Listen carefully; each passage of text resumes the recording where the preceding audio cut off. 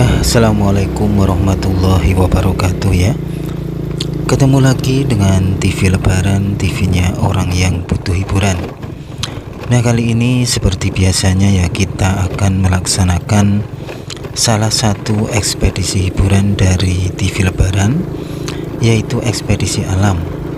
Ekspedisi ini biasanya kita lakukan di alam terbuka atau alam bebas dengan cara mengunjungi tempat-tempat yang menarik atau tempat-tempat yang bikin terkesan bagi TV Lebaran. Dan kali ini TV Lebaran berada di sekitaran sebuah jembatan yang sangat panjang sekali ya. Yang konon jembatan ini adalah jembatan terpanjang yang ada di daerah istimewa Yogyakarta. Dan konon pula jembatan ini adalah jembatan terpanjang ketiga di Pulau Jawa ini. Kira-kira nanti di sana ada apa, atau mungkin ada temuan-temuan baru yang akan diperoleh oleh TV Lebaran. Oleh sebab itulah jangan pindah channel Anda, tetap di TV Lebaran.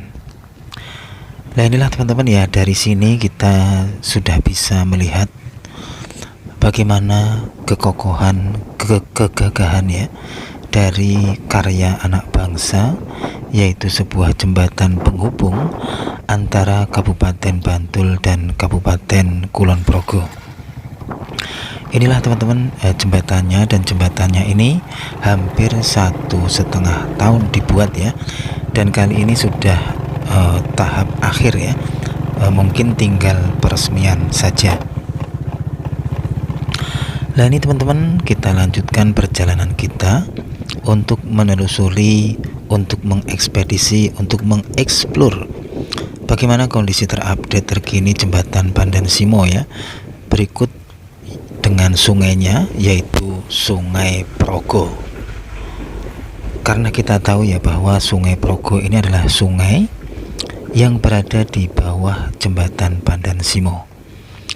Dan perlu pemirsa TV Lebaran ketahui ya, bahwa lokasi yang saya pijak ini sebenarnya sudah termasuk menjadi daerah kekuasaan Sungai Progo. Dan kini sebagian besar dari kekuasaan Sungai Progo telah menjadi daratan yang sangat luas teman-teman ya. Dan daratan itu sekarang dipergunakan sebagai lahan perkebunan oleh masyarakat di sekitar sini ya teman-teman ya. Nah, inilah teman-teman situasi kondisi dari jembatan Pandan Simo ya teman-teman ya. Dan yang bikin kaget TV Lebaran, di tengah-tengah ini kok kayak muncul sebuah daratan lagi ya teman-teman ya. Kayak sebuah pulau ya, pulau kecil ya, yang berada di tengah-tengah aliran Sungai Progo.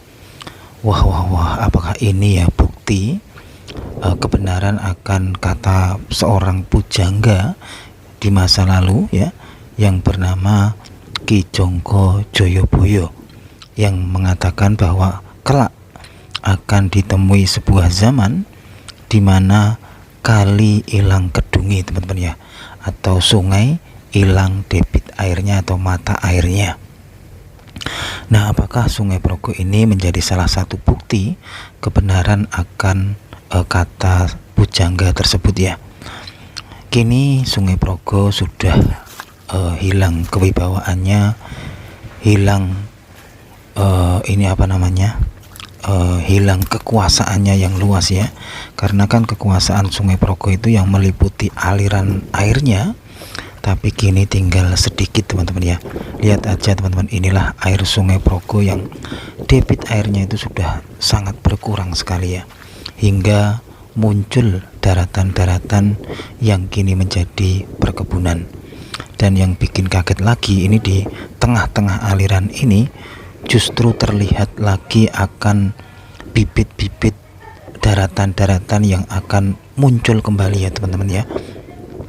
Ini menunjukkan bahwa aliran Sungai Progo ini betul-betul sudah surut sangat banyak sekali ya. Nah, ini teman-teman, yang saya syuting ini adalah bukti-bukti akan bibit-bibit daratan-daratan yang akan muncul di pertengahan aliran Sungai Progo, teman-teman ya. Jadi seandainya nanti daratan-daratan ini semakin luas, alhasil aliran Sungai Progo semakin menyempit ya teman-teman ya.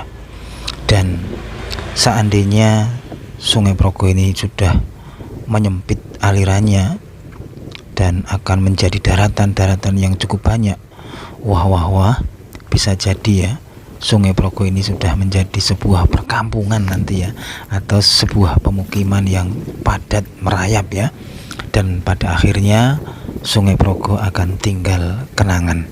Apakah itu bisa terjadi teman-teman? Wallahu a'lam ya teman-teman ya.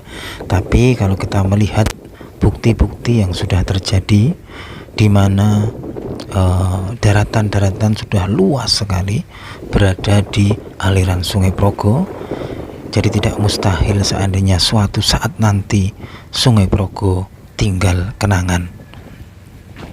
Nah inilah teman-teman ya, ini adalah daratan-daratan yang cukup luas ya. Kalau kita hitung aliran sungainya atau aliran airnya Sungai Progo ini justru lebih sedikit ya daripada daratan-daratan yang semakin luas dan semakin bermunculan. Contohnya yang ada di tengah ini teman-teman ya, ini kayak sebuah pulau yang tumbuh atau timbul di antara aliran Sungai Progo teman-teman ya. Dan mari kita lanjutkan lagi ya teman-teman ya, untuk menelusuri jejak-jejak Sungai Progo yang ada di sekitaran jembatan Pandan Simo ya teman-teman ya. Dan di sini kita juga menemukan tumpukan sampah-sampah ya teman-teman ya. Di sini banyak sampah-sampah yang berserakan pula ya. Nah inilah teman-teman, begitu luas sekali ya perkebunan yang ada di sini. Dan perlu pemirsa TV Lebaran ketahui ya bahwa perkebunan-perkebunan ini sesungguhnya adalah bagian dari aliran Sungai Progo di masa lalu ya. Jadi dahulu kala itu saya ingat betul ya, kayaknya saya pernah melihat bagaimana kondisi banjir besar dari Sungai Progo ini, jadi sangat meluap-luap teman-teman ya, sampai ke pinggiran-pinggiran tanggul-tanggulnya itu teman-teman ya. Padahal lokasi yang saya pijak ini sangat jauh sekali dari tanggul di sisi kanan dan kiri dari Sungai Progo. Itu menandakan bahwa kondisi Sungai Progo ini sudah jauh berbeda sekali dari zaman dahulu dengan sekarang ya. Sekarang itu lihat aja teman-teman, airnya sungguh kasihan ya. Airnya sungguh sedikit sekali ya. Kalau kita uruk aja dengan mungkin beberapa truk tanah atau mungkin beberapa kubik tanah ya, kemungkinan besar Sungai Progo ini akan menjadi daratan ya. Dan tidak mustahil Sungai Progo ini akan tinggal kenangan teman-teman ya. Melihat seperti ini TV Lebaran tuh agak agak sedih juga ya teman-teman ya. Sungai Progo yang dahulu kala kita banggakan akan kejayaannya, akan kewibawaannya, akan kebesarannya, kini sudah menjadi seperti ini ya teman-teman ya. Sudah sangat kecil sekali alirannya, dan justru yang sangat besar adalah daratan-daratan yang kini menjadi sebuah perkebunan. Dan kali ini kayaknya ditanami jagung-jagung ya teman-teman ya. Nah ini di sini saya juga menemukan beberapa jejak-jejak ini tinggalan manusia ya. Ini kayaknya ada bekas wadah apa teman-teman, wadah senar pancing ya atau apa tadi ya. Dan kita lanjut lagi teman-teman perjalanan kita ya, untuk menelusuri jejak-jejak kejayaan Sungai Progo di masa lalu yang kini ya bisa kita bilang tinggal kenangan ya. Karena ya dari beberapa tahun terakhir ini ya aliran Sungai Progo ya debitnya seperti ini terus teman-teman ya, tidak berubah ya. Artinya ya tidak berubah drastis ya. Itu menandakan kalau memang ya debit air dari Sungai Progo itu ya sudah menjadi seperti ini ya. Ini akibat dari kemodernan atau pembangunan yang merajalela atau sangat masif sekali di zaman ini ya teman-teman ya. Dan kita lanjut lagi, kita akan mencoba mendekati ini jembatannya, jembatan Pandan Simo, yang konon jembatan ini nanti akan diresmikan di bulan Agustus ya, menjelang atau sesudah perayaan hari kemerdekaan teman-teman ya. Dan lihat aja teman-teman ya, sebenarnya jalan yang saya lewati ini bukan tanggulnya dulu teman-teman ya, ini masih di area ini aliran Sungai Progo teman-teman ya. Tapi kini ya ini teman-teman ya, sudah menjadi daratan yang sangat luas ya, dan digarap atau dikelola masyarakat menjadi perkebunan atau persawahan ya teman-teman ya. Ini teman-teman, ini yang di depan saya ini adalah tanah-tanah bekas aliran Sungai Progo yang kini sudah menjadi daratan teman-teman ya. Tidak mustahil ya teman-teman ya, kemajuan zaman ini akan membuat Sungai Progo tinggal kenangan ya teman-teman ya. Seperti ya jembatan Serandaan 1 kemarin teman-teman ya, kini sudah musnah, dihancurkan dan tinggal kenangan.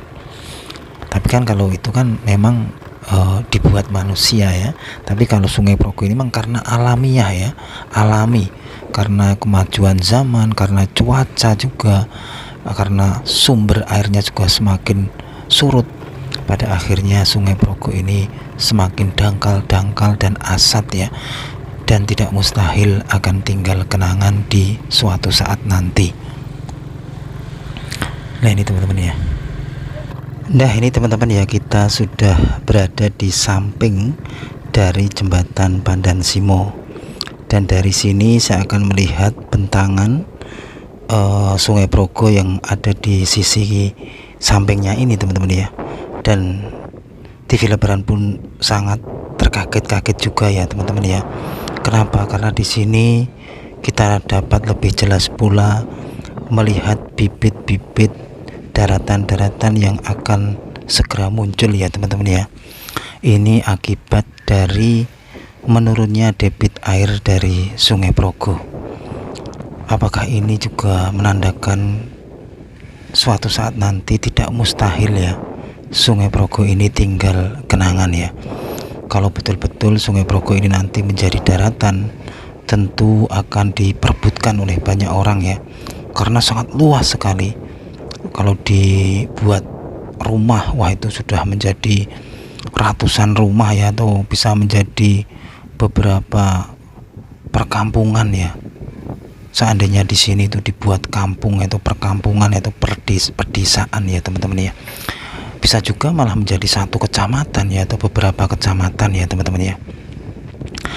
Dan inilah teman-teman hamparan dari daratan-daratan yang muncul ya, yang berada di tengah-tengah aliran Sungai Progo ya. Sungguh-sungguh bikin terharu maru ya, kejayaan Sungai Progo yang dahulu kala airnya meluap-luap, bergejolak, menandakan kewibawaan, kebesaran dari Sungai Progo ini masih disandangnya ya di zaman dahulu kala. Nah ini teman-teman, kita lanjutkan lagi perjalanan kita untuk menelusuri sudut dari Sungai Progo, tepatnya yang berada di sekitaran jembatan Pandan Simo ya. Jembatan yang konon jembatan ini adalah jembatan yang terpanjang di kota Yogyakarta. Nah ini teman-teman, kita mensyuting suasana dari ujung jembatan Pandan Simo dari sisi timur atau dari sisi Kabupaten Bantul ya. Dan setelah ini saya akan menuju ke bibir Laut Selatan, karena memang lokasi dari jembatan Pandan Simo atau Sungai Progo ini tidak jauh dari Laut Selatan, dan memang muara dari Sungai Progo ini adalah Laut Selatan ya teman-teman. Dan kita akan mencoba melihat bagaimana kondisi Laut Selatan pasca gempa besar yang ada di Rusia, yang menimbulkan pula yaitu gelombang tsunami. Dan konon gelombang tsunami ini pun sampai di Indonesia, teman-teman ya. Dan apakah di sini juga ada jejak-jejak akan adanya tsunami pasca gempa Rusia beberapa hari yang lalu ya, teman-teman ya. Dan inilah teman-teman, ini adalah situasi kondisi dari Laut Selatan ya. Ombaknya begitu besar dan mengerikan ya. Bagaimana seandainya ombak ini mungkin kalau kita bayangkan ya, prediksi dari BMKG kan mengatakan kalau kelak itu ada potensi gempa yang besarnya itu sekitar 8, berapa skala Richter. Dan diperkirakan juga kalau gempanya sebesar itu akan diikuti pula tsunami yang tingginya mungkin ya bisa sekitar 20 meter atau 40 meter. Bayangkan aja teman-teman, ombak yang ada di depan saya ini seandainya berjalan-jalan ke daratan setinggi 20 meter atau 40 meter. Waduh, tidak bisa kita bayangkan ya teman-teman ya. Nah, inilah teman-teman suasana dari Laut Selatan beberapa hari pasca gempa di Rusia dan tsunami ya di sekitar Rusia ya dan sekitarnya ya. Nah, ini teman-teman ya, ini ombaknya Laut Selatan ya, begitu besar, begitu masih perkasa ya teman-teman ya. Kita bayangkan apa yang ada di tengah-tengah dari lautan ini ya teman-teman ya. Dan kita tahu bahwa lautan ini adalah saksi bisu mungkin puluhan atau ratusan masa yang pernah ada di sekitaran sini ya, atau ya saksi bisu akan beberapa peradaban yang pernah ada di sekitaran sini ya. Ya mungkin itu aja teman-teman laporan dari TV Lebaran kali ini. Saya tak duduk-duduk manis di sini dulu ya. Saya akan merenungi nasib di sini dulu sambil melihat keindahan ombak dari Laut Selatan. Dan lokasi ini memang tidak jauh dari muara Sungai Progo dan jembatan Pandan Simo. Kita nanti lanjut lagi di ekspedisi berikutnya. Wassalamualaikum warahmatullahi wabarakatuh.